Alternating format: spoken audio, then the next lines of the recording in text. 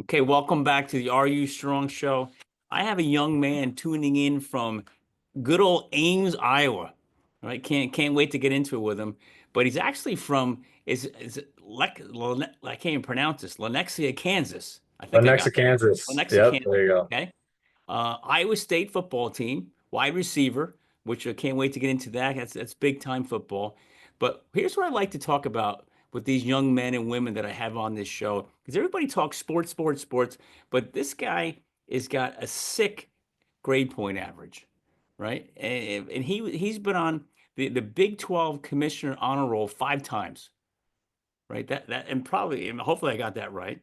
But he was also the Cyclone, the school Cyclone Football Academic Award for a 4.0 in GPA. I mean, how many athletes have that? I don't know, but that's pretty cool. But all the way from Ames, Iowa, welcome Tyler Claiborne. Thank you, Jeff. Yeah, no, thank you for having me. Really excited to be here. Definitely emphasize the student part, student athlete, but a little bit about myself, I guess, before we get into things. Like you said, I'm a junior right now at Iowa State, studying finance and accounting, so two double majors there, and then also have a minor in business analytics. I'm a receiver on the football team. I've had a great time, and then yeah, from the home state of Kansas, so I've been born and raised there my whole life. Love that place. That's awesome. And you said you're open up against Kansas or Kansas State? Kansas State and Ireland, week In zero Ireland. should be a good time. So how does that or how do you feel about that? You open up against a school from your home state. No, it's. I mean, I have a ton of friends that I go back home with on the weekends or on different breaks that we train at this one spot back in Kansas City that I've kind of grown up with my whole life. So I've been around those guys and just being. I mean, like you said, week zero, it's a game that all eyes are going to be on us. I Yeah. mean, no other team's playing during that time, but I mean, a lot of those guys recruited me in terms of the coaches over there. Like I said, I have a lot of teammates that Yeah. I've spent working out with, training with, just playing little league football with around the area for a long time because K-State, they take pride in their in-state guys. So they have definitely a lot of guys from local high schools I would play them against in middle school, like I said. That's awesome. Now, what's the motivation to go to Ireland for the schools? Are they trying to accomplish something over there or just get more notoriety or what? I forgot what the event is, but last year I'm pretty sure it was Florida State, Georgia Tech went over there. Every year they have two schools, two different conferences. So this year it's Big 12, two Big 12 teams. So I think it's really just a cool event that they put on that Ireland does for us. We travel there, I think, the week of. So time difference is definitely going to be an adjustment for us. Like I said, with fall camp, that all Yeah. starts a whole week early. But I mean, I think it's going to be a great experience. It's really once in a lifetime. I don't know how Oh many my guys you God. can say went to Ireland to go play a football game. So Yeah. definitely soak it up as much as I can. And what's great about that, you're going to be the only game on. Exactly. That's what I'm saying. And it's the It's gonna be first cool. game of the season, right? First game of the season. So the whole world's jacked. I get so excited when college football starts. I can't wait. If I would say if I had enough TVs in my house, I'd watch every game at once. But the first one is always like, who's on? Who's on? Oh, What do you? I Yeah. know, I know. That's a nice thing. I remember last year being in fall camp and seeing that game after a practice with Florida State and Georgia Tech, and just watching and just being like, man, that's crazy. Yeah. It's you're in camp, you're practicing, the game's finally getting close, and you see those guys on the big TV. It's a cool time. Oh yeah, it's got to be awesome. So I got a bunch of questions to ask you, and we're gonna bounce around. We're doing some different stuff and ask you about Perfect. some different times in your life. But here's the question I always ask all the guys and girls that come on the show that are participating in athletics at your level, because again, the audience understands. I think the ones that are at least the ones that are listening understands that Iowa State. That's big time major football. It's not like no disrespect. I say this every show too. No disrespect to the D3 guys. But this is you might as well you guys the majority like we said before we went live is you got a ton of guys that are gonna get drafted next week. Yeah. So it's big time football, man. So but my question to you is when did you know that you had the skill set and the ability to play at this level? Some guys like you're a prodigy when you're 5 years old. And some Yeah. guys just they didn't really realize until their senior year in high school. When did you figure that out? I would definitely say early in high school. I always played baseball, basketball, football my whole life. So those three sports were really the main ones. And growing up, I thought baseball was the answer to everything. Really got burnt out pretty early on and then transitioned into basketball kind of my freshman and sophomore year. And during my sophomore year, COVID hit. And so one of the things you couldn't do anymore is really go inside those gyms. A lot of gyms were closed around the area. And so what I kind of turned to, and the place I talked about earlier about where those K-State guys and all of my hometown buddies go and train, is they were still open. So they had every Saturday a training session with college guys, pro guys, high school kids as well, in terms of just working on technique on the field. And so I spent really all of COVID just trying my best to, get my technique right, really honing my game, because football was something I just did on the side for baseball and basketball. And it was really up until that sophomore year of my high school where I didn't really put that time in into my actual technique and try my best to learn the game in general. And so that was the biggest stride I made from my sophomore year to my junior year. I was always athletically gifted and skilled, and football always usually came pretty easy to me, I'd say. But during that little COVID period and going into my junior years, when I really exploded in terms of just feeling confident on the field, knowing that my technique wise as a receiver was really top in the state. And I think that proved myself that year. Went into in the first school championship, state championship that my school ever had, led the state in receiving yards my junior year of high school. So that's really what took off for me. And then from there, recruiting picked up going to my senior year after having another pretty successful year as well, winning state again. So going back to back for the first time in school history and really winning state for the first time in school history was a huge deal for me. Love my high school coach, kind of love the program that they have over there in Kansas. But I would definitely say that sophomore year, transitioning junior years, when I noticed I can definitely have a shot here playing Power 5, Power 4 football, I guess you'd call it now. Yeah. So when did you find out you're going to be a receiver? Was that planned, or is that what you always wanted to do, or did somebody say you should do this? That's something I always did. Growing up, I was always a receiver for whatever team I played on. It was really running back. I feel like when you're in little league, you always are either the running back or the quarterback if you're kind of the more athletically gifted one out there. And so I played running back majority of that little league period, and then kind of transitioning into middle school, transitioning into more of a receiver type. I loved catching the ball. I loved being able to be a playmaker and really make a difference in the game. And I think at receiver, it's a great position to do that. Running back, in terms of my size, I wasn't really the prototypical running back, if you will, more of a receiver type, a little bit longer, kind of more twitchy out there. And I'm a slot now, so that's really my main position. But back in high school, would play both outside and inside, so had that flexibility to do that. So how tall are you now? 6'1.5". I like to say 6'2", but I'll say 6'1.5", just to We'll make give it you even. 6'2". There we go. I'll say 6'2". There you All go. right, all right. So Tyler, let me ask you this. If I go back a million years ago when I was playing, there was no gloves. Mhm. There were you nothing. You just went out there barehanded, and that was it. What is the difference now? Do you think there's a major difference with the gloves today, with the sticky stuff, does it really make a difference for you? I mean, does it make you feel more comfortable, more confident, or you after a while you don't even notice you got them on? I would say it's more psychological than anything. I know every time I line up for a route, I always like to kind of put my fingers together to see the stickiness and feel the stickiness. I think lining up before you run a route and just feeling that on your gloves, it gives you some type of confidence. I always like to not catch balls in the off season. I like to not wear gloves at all. So I'll go 4 or 5 months without wearing any gloves. And then once the season comes around and you have that stickiness, it's definitely a game changer in my opinion, just in terms of feeling the ball. I think catching the ball these days, I mean, you can feel when you have a good catch, and you can feel, when the ball hits your hands right. And I think gloves just make that Make a all that difference. easier. Yeah. Now, when you're playing, when you're doing the stuff, the workouts without the gloves, are you doing things to rough your hands up, toughen your hands up, strengthen your fingers?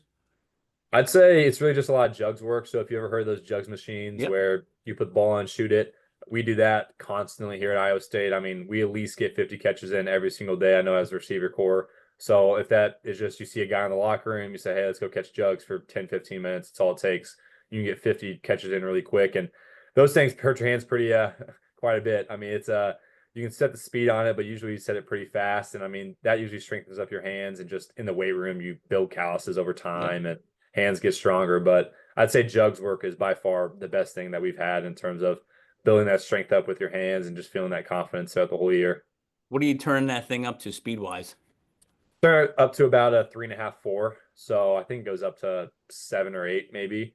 Now, what is And that like? Is that like a 40 mile an hour, 50 mile an I hour have, I pace? actually have no idea. I'd have to guess. It's probably 30 miles per It's, hour or it's something coming around pretty there. good. It's coming pretty quick though. We stand like 10 yards away. I know those, I mean, if you put on 7 or 8, that's for kickoffs. So you can imagine that's a lot faster and, Oh yeah, sort of the trajectory of it. But yeah, it turns about 3 or 4, just kind of depending, and stand about 10 yards back, give or take. that's pretty cool. So tell me about the recruiting process. You didn't stay home, right? But you're close to home. How far away are you from home? 3.5 hours, so not Yeah, bad at that's all. that's Still a good close. drive. You're Still a close good enough drive. to be far enough away, Exactly. That's how I like to put it. right? So tell me about the recruiting process for you. Was it stressful? Was it easy? Was there a ton of schools? Was Iowa State like the only one? Was that your dream school? Tell me about all that. So my recruiting process was a little interesting. I always wanted to go to the Ivy Leagues. That was my dream. I wanted to Okay. go to Yale, wanted to go to those top Ivy League schools, and ultimately got in connection and some pretty deep conversations with some coaches at Cornell University up in Ithaca, New York. And so I actually spent really my whole senior year talking to that coach.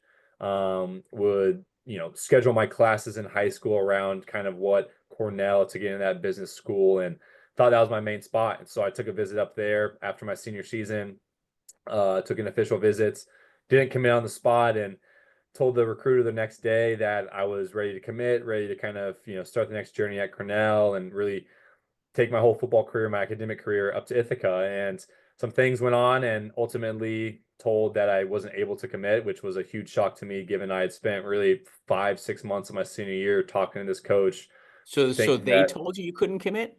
they told me, and they were, it was a situation where when I went on my official visit, they were really trying to get me commit then and there. They wanted me to come, and just come talk to the head coach, commit on the spot. And how Ivy Leagues work is you don't have actual athletic scholarships. It's only not academic based, but in terms of, how much money you make, or Yeah. that situation. So Yeah. financial based, financial aid based. And so when I went in there, I didn't know how much financial aid I had, and they were being a little bit wishy-washy with me in terms of how much I was ultimately going to get. But like I said, talked to the head coach, said I need a few more days to talk to my parents about spending $80,000 to go to a school like Cornell. And so I was in a position, talked to my parents and was ready to commit, and called the recruiter the next day. He was glad to hear that. He told me, how ecstatic he was, and it was actually signing day. So he told me he'd get those papers sent over to me as soon as possible as he talked to the head coach, and then gave me another call about an hour later telling me that I wasn't able to commit, that they had issues with how many scholarships they gave out this year, and somehow it got confused. I don't really know the full story, but was really told that I was in a position where I could wait another month to see if a spot opened up, or maybe to kind of start my career elsewhere. And so that's when I looked to other schools. I had offers from University of Kansas, Kansas State, Iowa State, and so those three Big 12 schools, and really looked at it, took visits to all three, and saw Iowa State as a place that I think in terms of the culture and the coaching staff here, it's unmatched. You won't find a better coaching, you won't find a better locker room than Iowa State. I firmly believe that. I mean, it's held true even today. And I can't speak even more highly of these coaches and these players that we have here at Iowa State. So I'm a big believer of Matt Campbell. I'm a big believer of kind of the coaches and the culture we have here. So I'll vouch for it any day. But yeah, recruiting was a little different for myself. No, it sounds like they jerked you around over there a little bit, They did. They did. It you know? was, I mean, like I said, it was my dream to kind of go Ivy League, and things work out a way. And I'm glad they worked out, because I don't Yeah. know how happy I'd be in Ithaca, and I'm real happy up here in Ames. So I can't really mean, complain. it was a blessing in disguise, probably, Exactly. Exactly.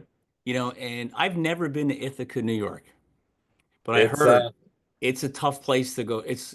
I know kids who went to Ithaca colleges, and I've heard it's a tough place to spend your school years.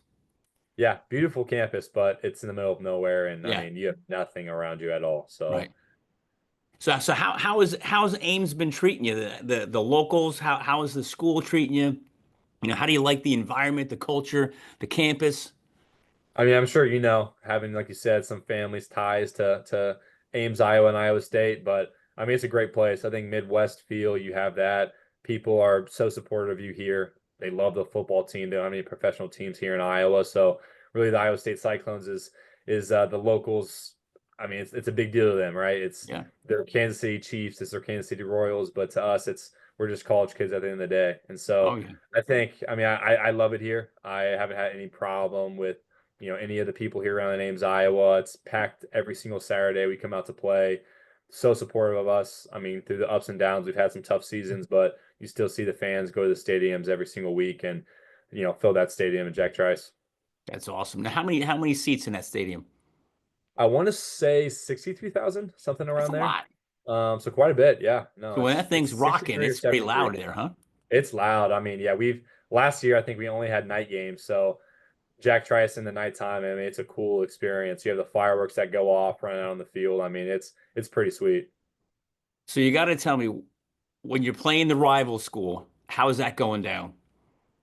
You and In Iowa. terms of Iowa, Yeah. oh yeah, no, it's I'm not from Iowa, so I don't really have as much hatred for the Hawkeyes, but you kind of grow into it as you become an Iowa State football player. But right now, what we do in the spring, I mean, we rewatched last year's game, watch all 4 quarters every single week of spring ball, and so it's just kind of building up that hatred because yes, it's not a conference game, but it's a big game in terms of, I mean, it's early in the season. You don't really have too many rival games that Yeah. you're playing week 2 of the season.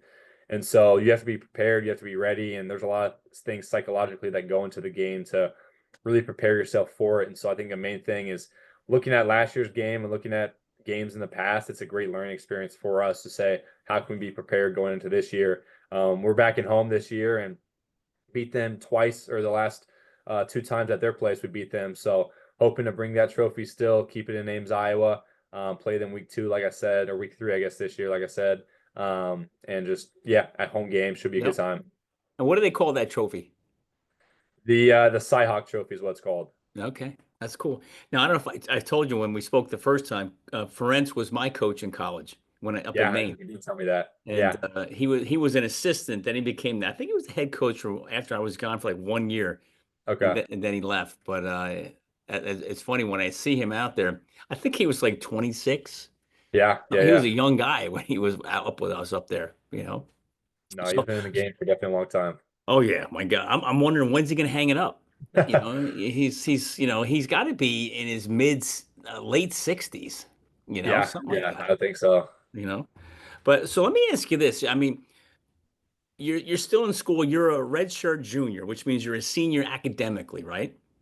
Right now I'm a redshirt sophomore. Redshirt So sophomore. next season I'll be a redshirt junior.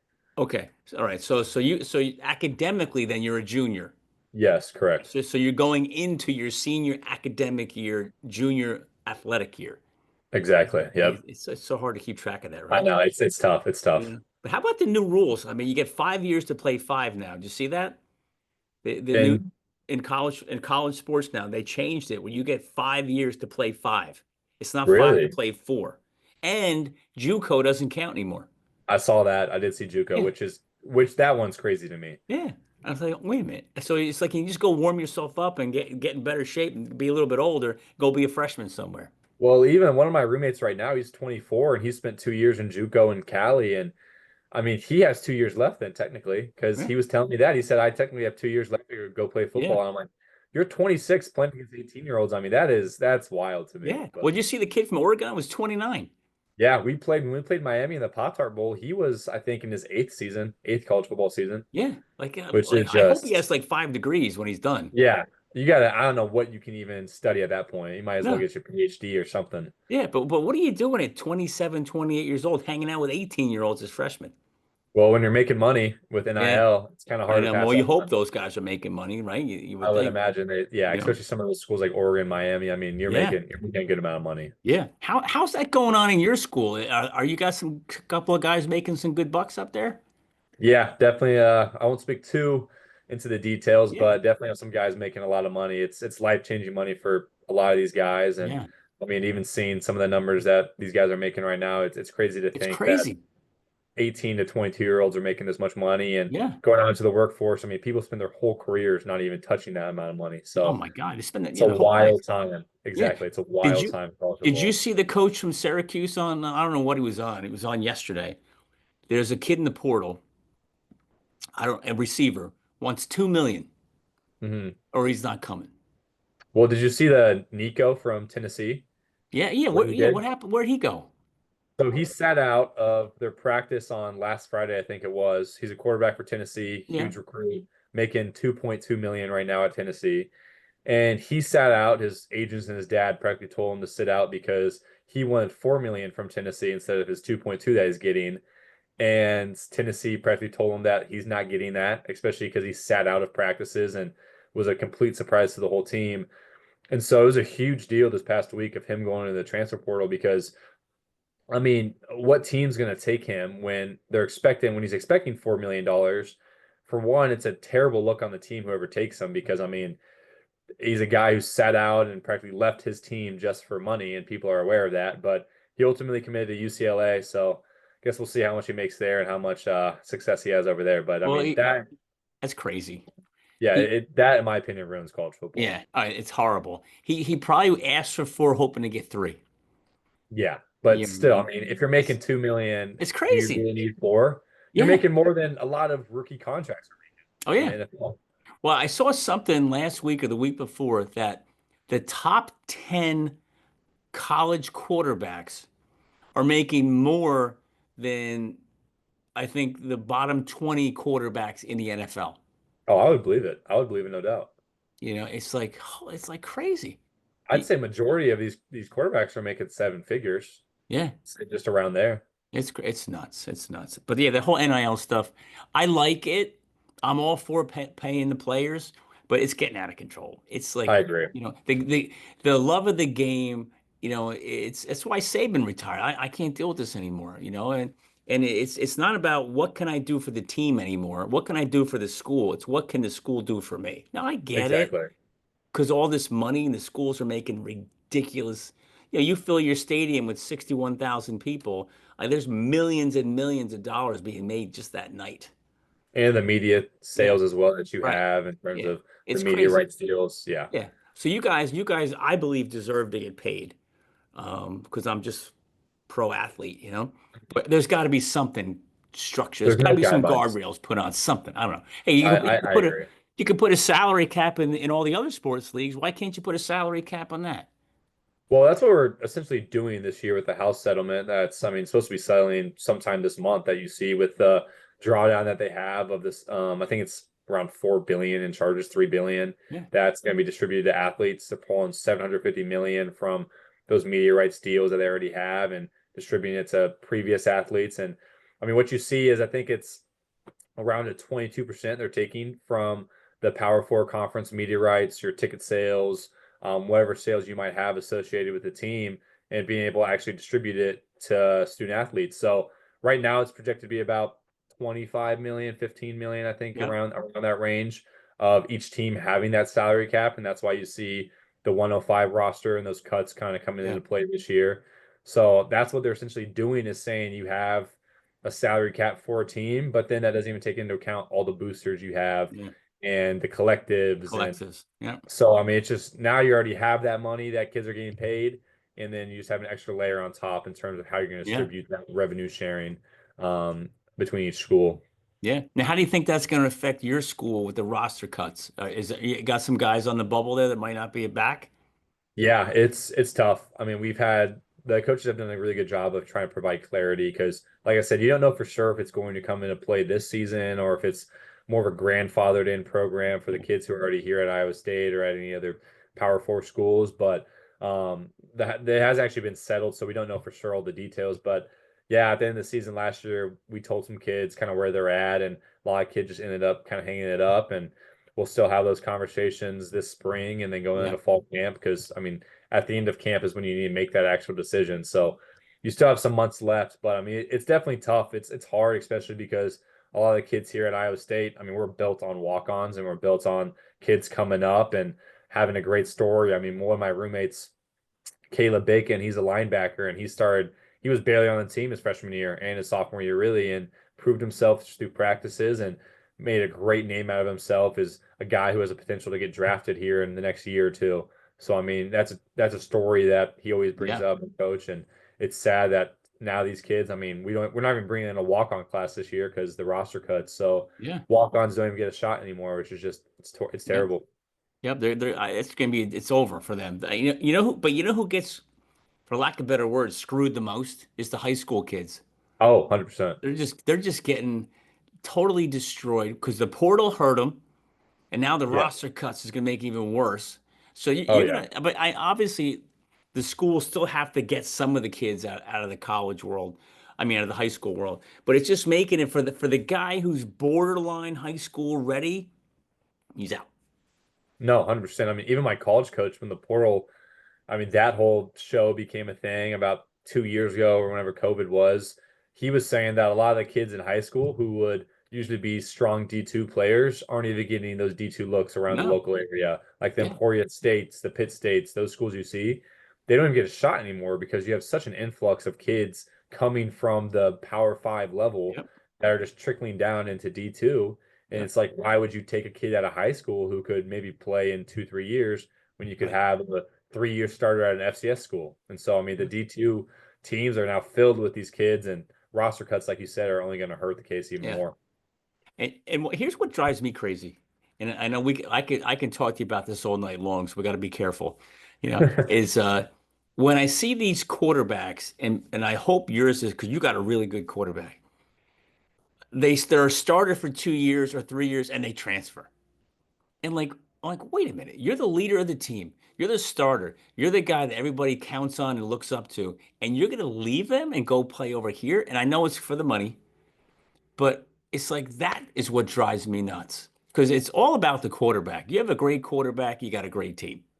Yeah, no, definitely agree. And I mean, I would even speak to Rocco how he's handled it is. I know in the offseason he got asked by a couple different schools some pretty big numbers, a lot bigger than what he has here at Iowa State. And he simply said it's wrong. Like you said, it's I mean, he's the leader of our team. He's the guy who we look to. And I mean, he's had a great 2 years, the past 2 years. And I mean, it'd be kind of silly for him to leave and go into a situation where he doesn't really know the receivers. He doesn't know the coaches and the culture, and it's kind of hard to get in the locker room and really Yeah, be able to make an impact like that. Whereas here, I mean, he everyone loves him here in Ames. He's a huge name, and I mean, it's hard to pass that up. And just the loyalty, I think, like you said, is something you really don't see in no, college football across no, the board, really at any no. position anymore. And he's got 2 more years left. He does. Yep. He's my so same boat as me. He's a redshirt junior this coming season. That's awesome. He's a tough player, man. He's Yeah. fun to watch. Yeah, You he's know, definitely good. He's a good definitely player. fun to watch. So let me ask this about you. Okay, let's dive into you a little bit. As far as being a college athlete, I was there once upon a time, right? And I know it's tough. It's really tough. But tell me how being a college athlete has helped you grow, not as an athlete, but as a person. Yeah, I would say it's definitely within just my professional career. I think the last 2 years, I've really dug deep into what I want to do within my own career. I mean, our head coach talks about all the time is that you need to use football and not let football use you. And I think that's one of the best things that you could really look at when you're 18 to 22 years old is looking at yourself and understanding that football is going to end one day. And so it really matters what you're going to do after the fact and what you've learned as a student athlete. Those traits that I've learned the last 3 years is something that I talk about in interviews when I go on. And I just finished up investment banking recruiting, which is typically known as one of the harder finance roles to get into. And I mean, it was definitely hard. I spent every living second I had on networking calls and trying to send emails and reaching out to people and just talking about anything I could, get my name across anyone's table. And so I'd say the skills that you learn as a student athlete is something that you carry over into your professional career, your own family life, whatever that might be. And it's spoken really truly to what I've done so far here at Iowa State, beyond just the football field within academics, within the College of Business, and in terms of some initiatives I have and starting programs there. And then, like I said, my professional career, starting within investment banking and known as a pretty hard recruiting cycle there and being at a pretty good spot this next coming year. That's a tough field to be in, man.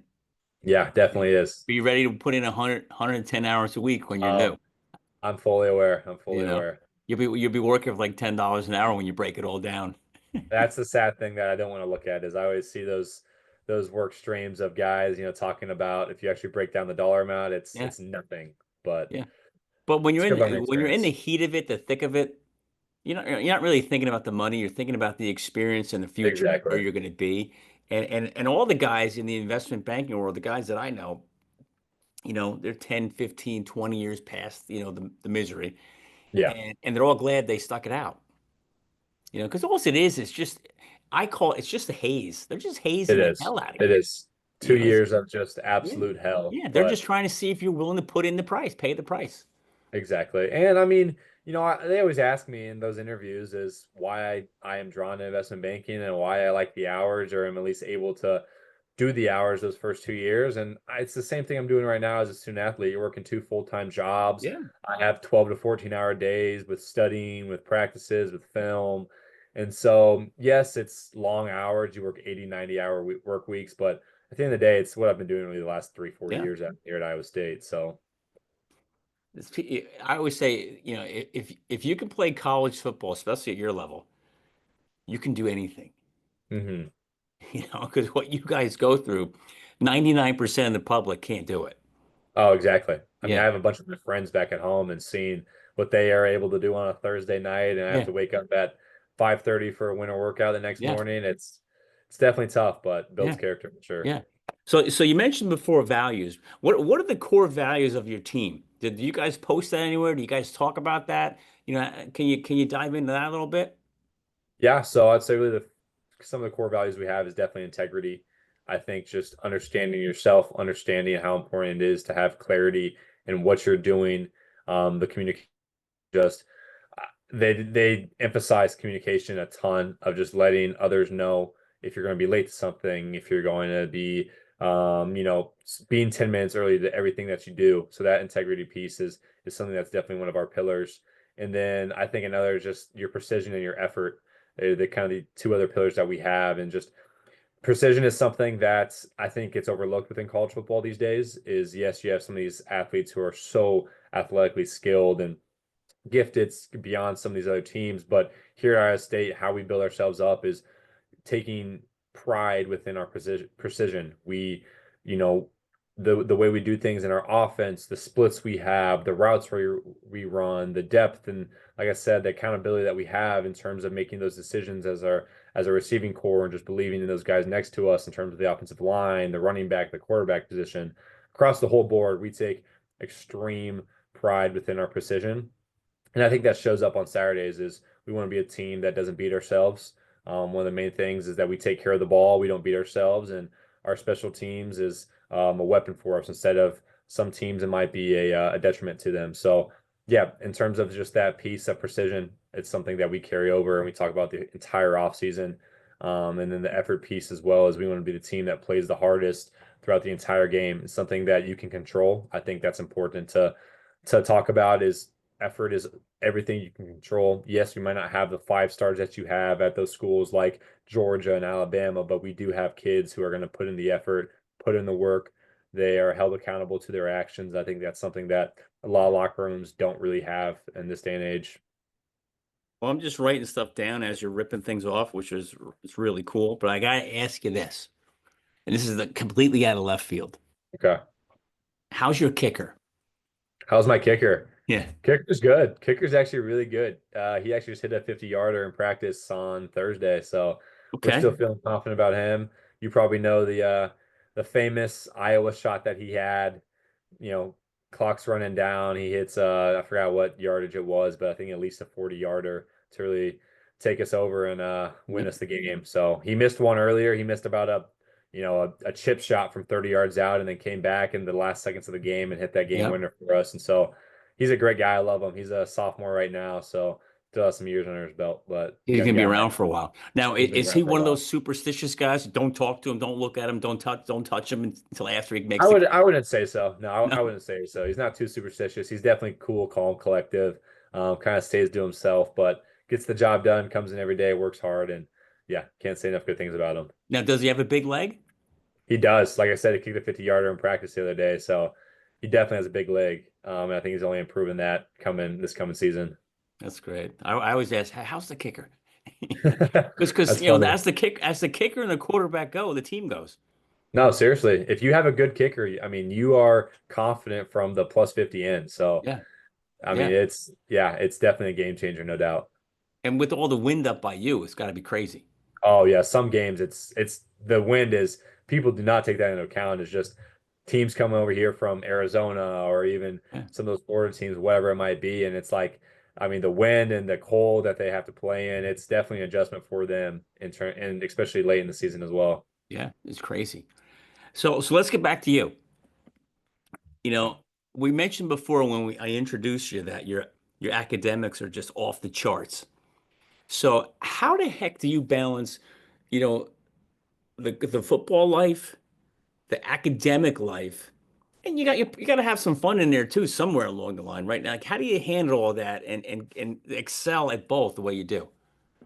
Yeah, I'd say it really starts out with me coming into college. I told myself that I'm graduating with a 4.0. That was one of the things that no matter how bad my day was, how good my day was, that I'm always going to keep that in front of my mind is I need to graduate with a 4.0. It's more of just something I hold in my heart, something I hold in as a core value of mine. And just carrying that on is, I mean, I added accounting as a double major this last summer. So even adding more to the plate in terms of I was already finance and business analytics, and then adding accounting on top of that was quite a bit.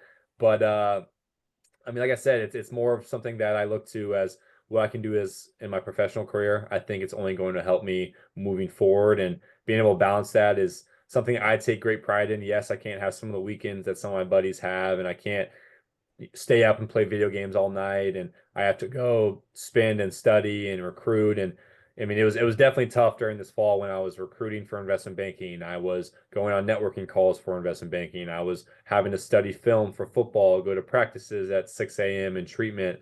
And then also on top of that, having to take, I was also in a graduate level course in the fall, and I'm in another graduate level course right now. So taking those two graduate upper level courses is tough, but I enjoy it. As crazy as that sounds, I enjoy being busy. I'd rather be drowning in schoolwork and in my professional career and in football than having Saturdays free and just sitting on the couch and doing nothing. So I find enjoyment within all that work, but You like the stress. I like the stress for some reason. I Yeah. don't know why, Or but I is do. it not, is it really stress or is it pressure? I'd say pressure Yeah. because, of course, it's stress, but like I said, I take pride in studying. I mean, I'll study a week in advance for a test, and at that point, it's not really as much stress as it is just preparation. I think, even speaking to the core values, core value that we talk about nonstop is preparation. And if you're prepared, then it's not really stress. It's just more of you can fall back on that preparation that you have and that confidence that lead up to it. Your preparation is everything. You know, what do they say? Exactly. Preparation is a privilege, or pressure is a Exactly. privilege. Pressure is a privilege, but if you're prepared, the pressure is not that hard, right? Hmm. So yeah, your career's not over yet. No. You got 2 more years to go, right? So it's hard for you to. It's going to be hard to answer this question because you say, "Well, I might not have had it yet." What is your most memorable moment so far in your college career? Yeah, I'd say it's definitely a little tough. I actually just had my fifth surgery in 2 years on Tuesday. So That's not a memorable moment. That's a that's, I painful know. moment. That's what I'm saying. It's been definitely a tough journey so far within the college career.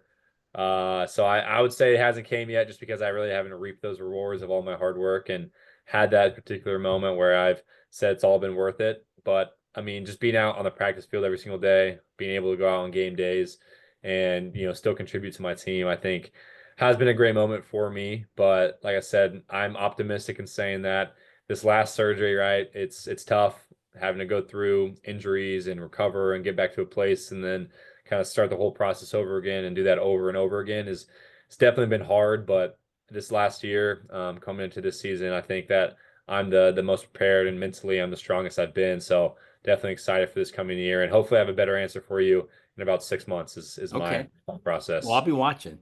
There you So, go. so you said mentally prepared. Can you talk about how you've had 5 surgeries, I have five right? surgeries.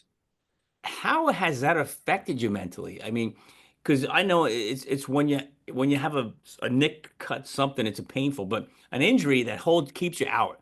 And when you spend all that time preparing, how do you handle that mentally, just staying mentally focused on the future, let alone fixing the injury today? Yeah, it's extremely difficult. I think I've grown. I've definitely had the reps and being able to say that going through this process, but I've said I've definitely grown the last few years. First injury was my wrist. I had surgery on my wrist my freshman year, my freshman spring. And so I had a really good freshman year, was coming in, was expecting to make a really big difference on the team, and especially at receiver my sophomore year. Had that wrist injury, was out for spring. Then the whole fall, I had a sports hernia and a torn adductor in my groin. And so was trying to battle that and play third all fall, but ultimately had to end up getting surgery about halfway through the season with that during my sophomore year. And so every time I'd say, just going through the injuries, like I said, right? I had a good season my freshman year, was coming in my sophomore year, was optimistic about it, was expecting to really make a difference. I was a two. I was getting good reps with the receivers. I was supposed to be playing my sophomore year, but that injury really held me back. And so that was tough because that was my first sight of actually getting on the field and being able to play at receiver at this level. And so coming into my junior year last year, I had that same mindset of saying, all right, I know I can play at the Division 1 level. I know I can play in this receiver room. It's just a matter of staying healthy. And unfortunately, that wasn't really the case. I had a really good spring last year, was again with the ones and the twos working in all spring up until practice around 11. So made it through the better half of spring ball before I had a grade 5 AC separation and a torn labrum in my left shoulder. Ugh. And so was out 4 months with that, missed all of fall camp. At that point, really last year, I'd say that, I mean, I was ready to hang it up. That was my third surgery, I think, at the time. And so I was telling myself that I just can't stay healthy.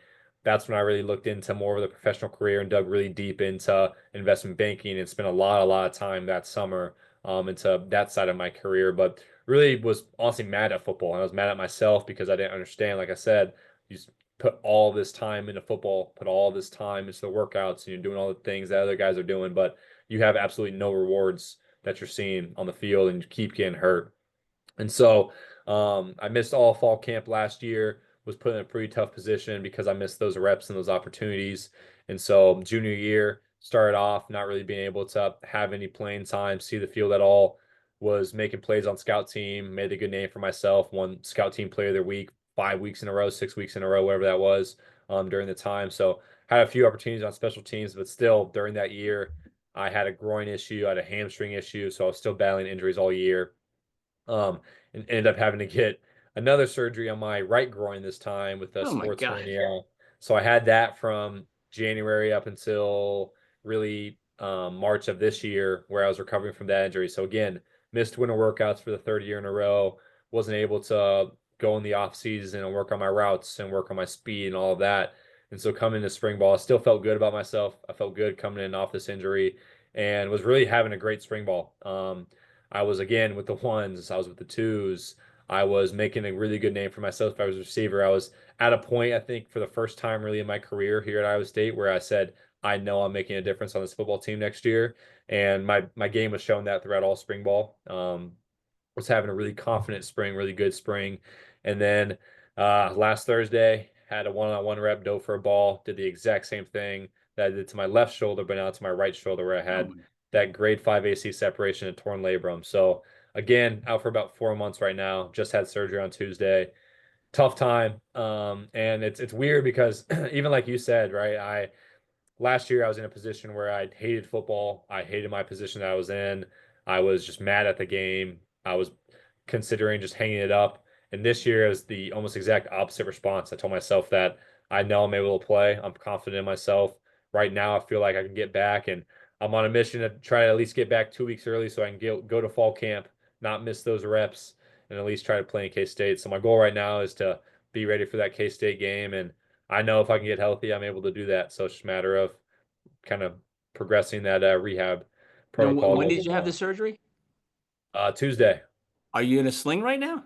I am, yeah. I took it off, so my arm's just hanging out right I now. was, I But was to say, I don't see the sling. no, it's down below. But yeah, Oh my it's God, that's the worst. So you know what you're up against for the rehab for now, because you already went through the other side. I went through it. Yep, went through it last year. The exact same surgery. Got 3 anchors in my labrum, and then they anchored down my AC joint as well. So I know what So I'm dealing with. do they still walk the wall? What what do you Or mean? you Oh, you the put your shoulder? fingers on the wall and you walk your way up? I do. I did that last year, so I'll be doing that again this year. Oh, I'll never forget that because I had my right. I don't even know what the hell they did it with, but the scars are ridiculous. Yeah, And yeah. I'll never forget that. Okay, put your fingers on the wall. I'm like, okay, and like, okay, start walking your fingers up the wall. And I was getting like 2 fingers up. I'm like, I can't, I Yeah. can't. He's like, well, you got to get from here to here before you can even get out of here. Yeah, that rehab's no joke. It's not a Oh fun my time. God. That's unbelievable. Man, that sucks. I didn't well, so you have enough time though to get yourself ready for the fall. I do. I do. You know, That's a if you're going to positive. do the surgery, it's good, you got it done. Exactly. That's my whole mindset is like I said, if I can even get 2 weeks early from when I'm supposed to be clear, that gives me 2 weeks in fall camp, and that's all the opportunities I need and in my mind. Yeah, So but then they got to go have a game early. You know, exactly. That's oh, that's the issue. That's kind of the issue we're dealing with, but oh my God. Well, listen, I'm sure you're going to come out on top, right? definitely, definitely. So let me ask you this, man, you've been through hell, Yeah. and you still have the mental fortitude to keep plugging, keep pushing, and you still have a gigantic GPA. Most guys they would give one of them up, hmm right? To have the other be better. And you just keep plugging and keep plugging. So what advice would you give to the younger guys coming in to play at Iowa State, the high school guys? Forget the transfer dudes; they know what's going on. But hmm these guys, these young guys coming in out of high school, which is how you did it, what can they expect? It comes fast. I know it's the most cliche thing to say, but it does come fast. I mean, going through these 5 surgeries, going through what is it now, almost 6 semesters in college is crazy to even think about. And looking back 3 years ago, I'm a freshman. I still had those values of saying I'm going to graduate with a 4.0 GPA. I'm playing Division I football. I'll play receiver. And so I'd say the biggest thing you can do to help yourself out is set 2 goals, right? Set 2 goals you have for yourself. Don't set 15 goals that you're going to say you're going to have 1,000 yard seasons every single year that are just completely out of proportion. Set 2 goals that you can actually achieve. And I think if you hold those 2 goals throughout those 4 years close to your values, then you will have success. I mean, that's essentially what I'm doing, right? Is I told myself from day one I'm having that 4.0 GPA. And I've told myself from day one that I'm going to give football my all because it does end and I can go be a professional my entire career within investment banking and I can have a great finance career, whatever that might be. But football does end. And as horrible as it sounds right now, the rehabs, the early morning workouts, you can't even speak to it. You would do anything to be back in my shoes, being able to go out on the practice field and at least catch another ball, have another one-on-one rep, whatever that might Yeah, be. And so it goes fast and you can overlook some things when you're having a tough day. You might have had a tough string of practices, but if you can just have that perspective of saying, this is going to end one day. And if I can just at least appreciate that I'm out here being healthy, that I'm able to do what I can do. And I also have the benefit of school on top of that. And I can use football instead of having football use me, then you'll have a successful career in whatever you decide to do, whether that's football or just in your professional life. yeah. I love what you're saying. Use football, don't let football use you. So what do you enjoy most? Forget the games, right? What do you enjoy most just about being on the team?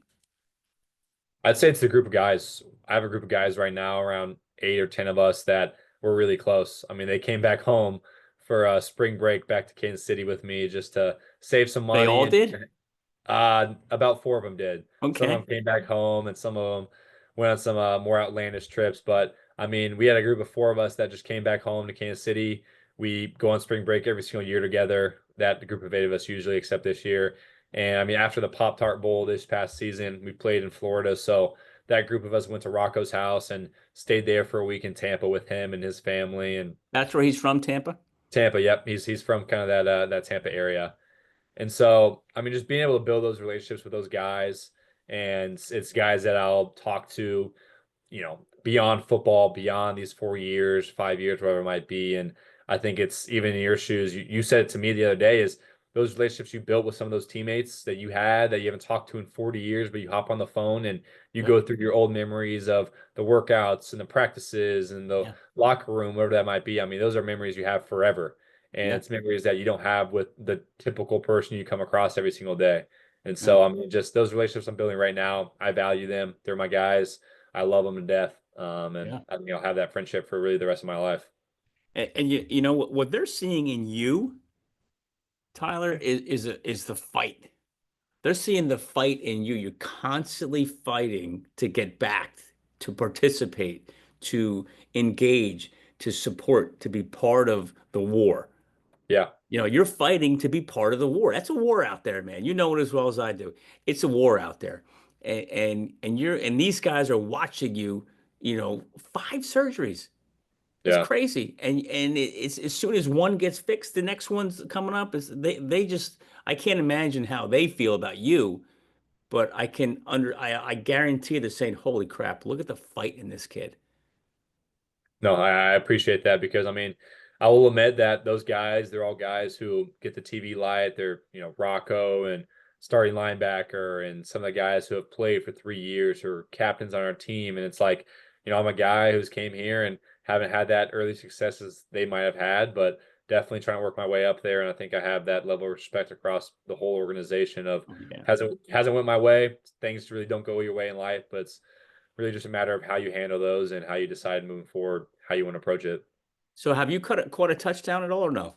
I have not. No, I have Can you not. imagine how you're going to feel when you catch your first touchdown pass? That's what I'm thinking of right now. And Definitely. then, and then That's Rocco, your buddy's throwing it to you.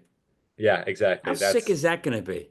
oh, I know. That's a moment that I'll definitely cherish forever. I know it's coming. It's definitely coming, and I can't wait for that moment because that's I think going to be the moment where it's like all comes together for me. And it's rewarding. Who do you think's going to cry more, you, Rocco, or your parents? Definitely my parents. I think my parents have been more affected by my injuries than I have. I mean, having to talk to them on the phone about this last surgery and telling them just once again that, hey, it happened again, dove for a ball, same thing, other shoulder, fifth surgery. I mean, they're devastated for me, but they're my support group. I mean, they're supportive of me if I play football, if I don't play football, wherever that might be. I know they're have my back no matter what. That's awesome. Hey, the good thing is they're only three something hours away, so they can come to all your games. Exactly. That's very true. They come here every Saturday, so it's not That's super that's bad of a awesome. drive. Well, let me ask you this. From a competition standpoint, obviously you haven't had much game time Mhm. just because you're physically not allowed, Yeah. but you're still competing in the weight room. You're still competing in the rehab room. You're still competing in the track. You're competing just mentally. But how has that type of overall competition brought out the best in you? Like it just rose you to this highest level possible? And has it brought out the worst in you sometimes? Yeah, it's definitely a good mixture between the two, I think, because bringing out the best of you, I think it goes to show the winter workouts that we have, those 6 a.m. workouts where it's a 1v1 competition for 4 straight weeks on Friday mornings, where you're going one-on-one against a guy, your reps are being counted. So I mean, it's not easy to hide in the back and not get exposed. So you have to bring your all every single day. And I think, I mean, this year was really my first go at it because I've been injured in the past, and I was able this year to actually have a little bit of a some competitions that I did. But I mean, I loved it. I completely thrived on it. I think just going in there and understanding that, hey, this guy might be more athletically gifted than me. This guy might be faster, stronger, whatever that might be, but I can win within precision. I can win within being good within the details and just my overall effort. I think that goes to show in anything that you do, whether that be practice or these workouts. And then also, I think bringing the worst out of you is it's very easy if you lose 3 reps in a row, or you might lose 2 competitions in a row to get down on yourself and say, I don't deserve to be here. I'm not athletically gifted, make excuses for yourself, make excuses for the situation. And I think that a lot of young guys actually have a huge problem with that as they come in, especially the high school guys who early enroll, they come in and they get, in all honesty, their ass beat pretty early on from some of the older guys in these competitions, and they get down on themselves. And you just have to realize that it's not football that you're playing, but it's also a measure of just how you respond. And I think Coach Campbell says it great: is he doesn't care if you lose every single rep; it's how you respond to those losses. If you can Mm. come back and still show that effort, still show that competitive nature, and that's something that I take pride in, is saying that I might not win every single rep, but I'm sure as hell going to show my competitive spirit in every single thing that I do and not get down or not show bad body language. So definitely a mixture between the two of bringing the best and also not getting too down on yourself with the negatives. Man, you know what you know what you sound like? That Well, one, you're probably just spitting the words that are coming out of your coach's mouth all the time, yes. his mouth or your assistant's. But you sound like a captain. Yeah, I was a captain in high school, and my receiver coach, one of the things that he always tells me when I have these meetings with him is he sees me as a captain on the team, but unfortunately, like I said, the injuries have kind of held me back from being able to really show what I can do on the field at all times, consistently. So Well, let me ask you this. I mean, do you have to play on the field to be the captain? I think it's comes with a certain level of respect. and it's something that I'm trying really hard right now because, like I said earlier, we lost those two receivers this past year going to the NFL draft, and the receiving room is wide open right now. And there's not really a lot of leadership. There's not a lot of seniority in it. And so right now, even I'm taking kind of charge and trying my best to see what type of leader I can be within that room. And it's hard now being injured, but like you said, if I can just grab their attention, I know I have that respect of the room just from what I've done in the past and kind of the character I've built up really from day one as a freshman. But if I can lead that room in any way possible, then I think I have a good shot at maybe even being able to have that leadership role further on as captain or however else I can help the team. And remember, you don't have to be a captain to be a leader. That's true. That's You know, true. and not every captain is a leader. Exactly. You know, so No, that's a great way to put it. you just keep doing what you're doing. And I think by the grit and the resilience that you're showing your team, and the way and I can just tell by the way you carry yourself, the way you're talking. I'm just a stranger to you, right now, even though we're getting to know each other Exactly. pretty good. You know, it's just it's obvious you've done the work to get to where you're at now, not just physically, but mentally and professionally. Hmm. You Like I know, said, it's definitely on my bad days. Definitely on my days where having to have surgery again. I have a couple days in a row where I mean, it's tough, but at the end of the day, it's how you, like you said, you respond to those losses in life. And I think that's something that you can carry over. Life's going to hit you with some adversity. It's just really a matter of how you respond to that adversity. yeah, You deal with adversity in your life a different way that I do it in my life. So everyone has their own adversity. I think it's wrong for someone to feel sorry for themselves for more than a day if yeah. something bad happens. So just trying to have that mindset of keep moving forward and at some point, it's not about luck in life, right? It's all about how you respond to things and you create your own luck. So Well, you know, with all the stuff you're faced with, man, it's like one uphill battle after another. How do you not burn out? it's a good question. Very good question. Because, like I said, last year I was at that point where I'd completely shifted my focus from football into investment banking and that whole cycle and what that career proposed for me. And I think that helped me quite a bit just because, like I said, I did shift my focus quite a bit. I spent a lot of time within internships, within recruiting for that cycle, and did not spend as much time. I wouldn't go to the facility at 10 o'clock at night and go do field work or go watch film. I would kind of shift my focus elsewhere. And I honestly think that helped me quite a bit this last year. And I said I had a really good fall. I just couldn't stay healthy. But in terms of performance wise, I mean, I had a really, really good fall in terms of receiver and making plays and what I was able to do on the field. And I think it just goes to show that it's very good to shift your focus. You can't just be solely focused on school, solely focused on football. And I think that's what's helped me the most is being able to have all those three different caveats in my life with school, my professional career, and football is I can kind of tap into each one. And when I'm doing school, I'm not thinking about football. When I'm doing football, I'm not thinking about school or about a recruiting call I have and staying in the present moment. And so I'd say that's what's helped me really not being able to burn out is just staying in that present moment and looking at things and not being so distracted by, oh, I have a test in 2 hours, but I also have practice right now. And just saying, all right, I have practice. Let's give our all. I'll worry about what happens afterwards. And that's how I really carry on my days. Just staying focused. Stay in focus. Stay in the present is the biggest thing. Stay, you know, what's that saying? Be where your feet are, Where your feet are, exactly. That's what you have to right? do. So Exactly. how has being a athlete it really shaped you as your identity? I'd say it's important to understand that you're not just an athlete. I mean, I've said a million times, and Coach Campbell always says it, but like I said, using football, not letting football use you. A lot of times these days, kids come into college and they think that all that matters is football. And you see that they put all their eggs in football and they transfer to three different schools. They end up in JUCO, and it's like, where do you even go from there?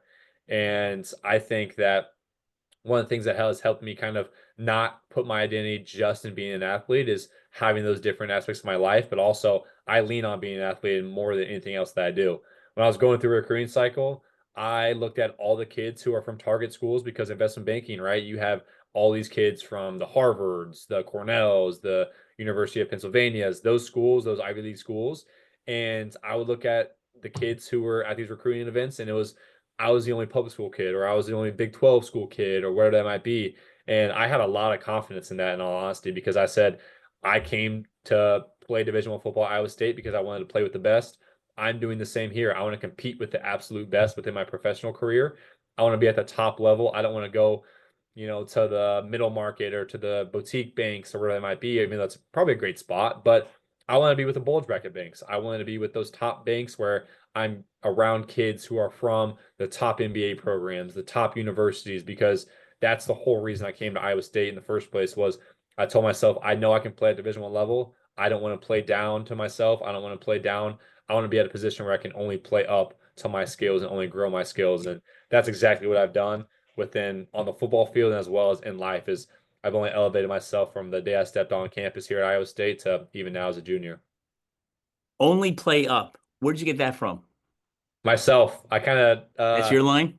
that's my line. I guess I dinged as myself during the recruiting cycle with investment banking because they always ask you, oh, why do you want to go to the bulge bracket banks instead of the middle market or where that might be? And I mean, I use that same line of just saying that I want to play with the best. I want to play up to my ability and play up, to my competition instead of maybe saying I don't deserve to be at the top. I am a public school kid, non-target school kid. I should be in the middle market banks in the Midwest. No, I want to be and the New York Cities, the Chicago's, those main hubs where it's top of the top. Same here at Power Five football. It's top of the top that you face every single day. You should put that on a hat. Play up. Maybe will, maybe a shirt. That's a good idea. You should go Yeah. put copyright that. Yeah, some NIL money right there. So stress. What are some of the biggest stresses you're dealing with right now outside of the rehab? I'd say one of the biggest stresses, I mean, is that 105 roster because the reality of it is I had a great conversation with my coaches and I mean they're really happy with where I'm at. I'm really happy with where I'm at, but the reality is if I can't get maybe healthy and it's just how it is. I mean, he said that if our starting quarterback goes down, that 105 come fall, you can't interchange guys from on the practice squad or from the injury reserve list if they come back healthy that 105 is a fixed 105 from August to January. So it's just a matter right now of me being healthy. But like I said, I try my best to just look at the present moment and say, fall camp's not here today.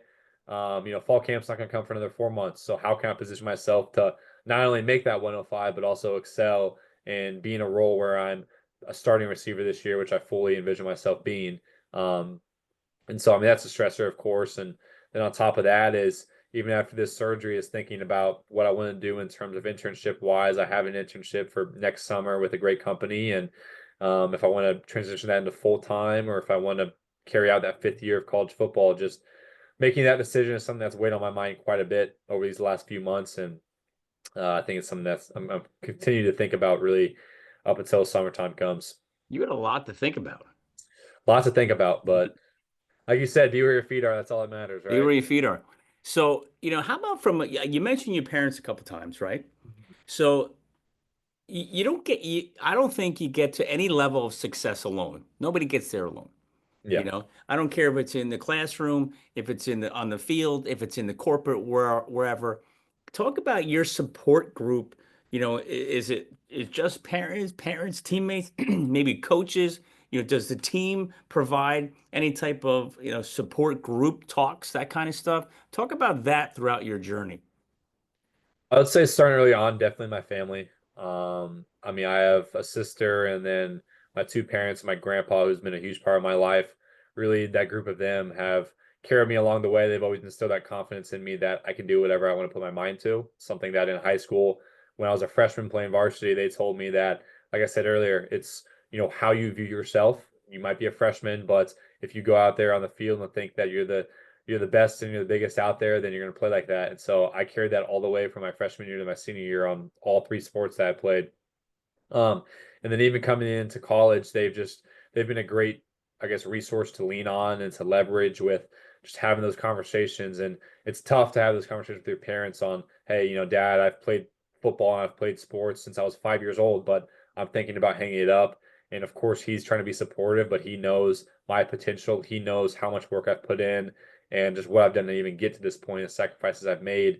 And so he's kind of taken me off the ledge a few times and talked me back onto playing and just believing in myself. And so I can't thank him enough. And I think as well, even at Iowa State, I mean, like you said, 5 surgeries, 2 years is pretty difficult to go through, but my coaches have been such a huge part of my development and my confidence even going into this year. It's those conversations I had leading up to this last surgery with my position coach and my head coach, and they both reached out to me immediately after it happened and wanted to talk to me, and they sat down and really just talked about moving forward and how they view me, the confidence they have in me. And I think hearing that from your position coach and your head coach that they're confident in you, and I haven't been available for the last 3 years, but they're still understanding of who I am as a person. And they know I'll be successful because of, like I said, who I am and what I've done in the past when I have been healthy is something that has instilled a great deal of confidence in me. Even this last surgery is saying that my coaches believe in me, so why should I not believe in myself? And Yeah. so I'd say, I mean, Iowa State does a great job with that, and even my friends, that group of guys that I talked about earlier, is they're around me. They came home after I had surgery on Tuesday night. They came over and with my roommates as well. We all just sat around on the couch, watched a movie, whatever that might be, but just hanging out with them and getting my mind off of the football and just all other things. I mean, they're supportive of me if I play football, if I don't play football. So I think having that group of friends where it's not performance based and they don't really care about what you do on the football field, it's more about who you are, is something that I greatly value. And it's something that speaks to the culture here at Iowa State, I definitely would say.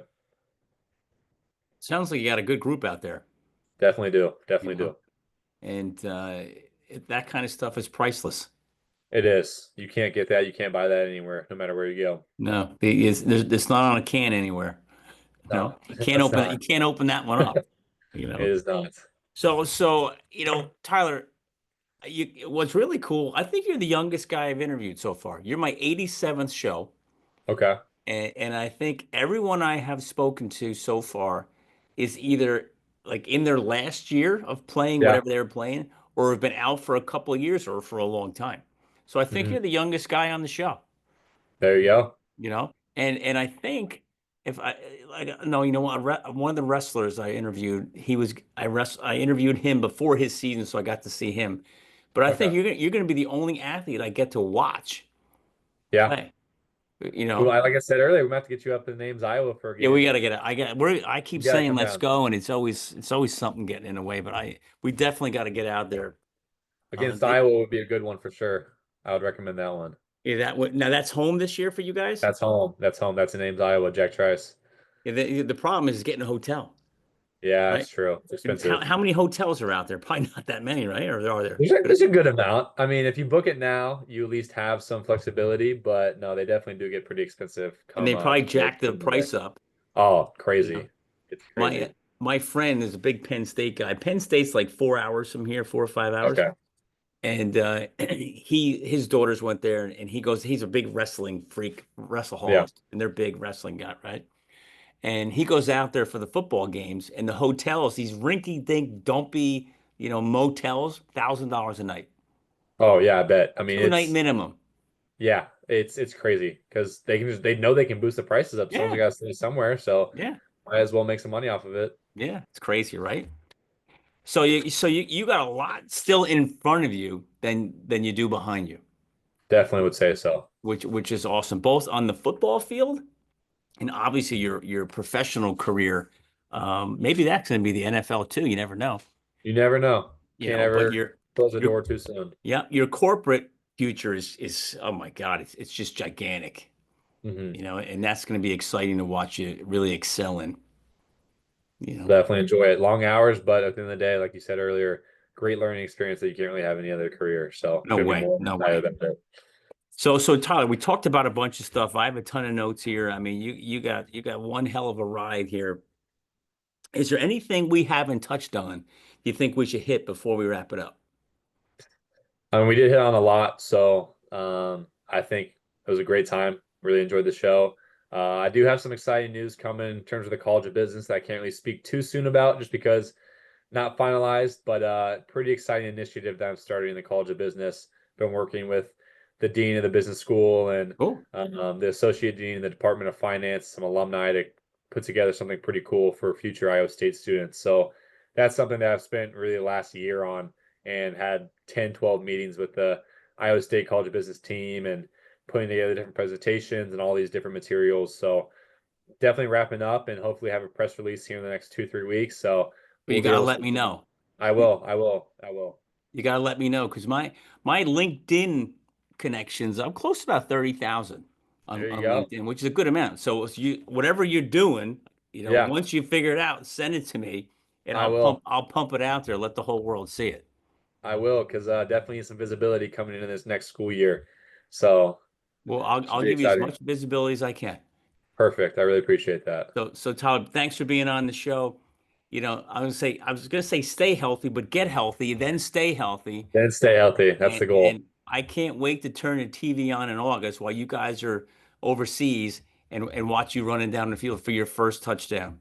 Exactly. First touchdown need to Just happen this I was year. gonna say, well, think of me during your first touchdown, but I don't think that's gonna happen. As much as I would like to say it, yeah, I don't know. Who knows? A lot of emotions going through the mind probably at that moment. Oh, So I'm we'll sure. see. So listen, but I wish you the best of luck Thank and you. stay in touch.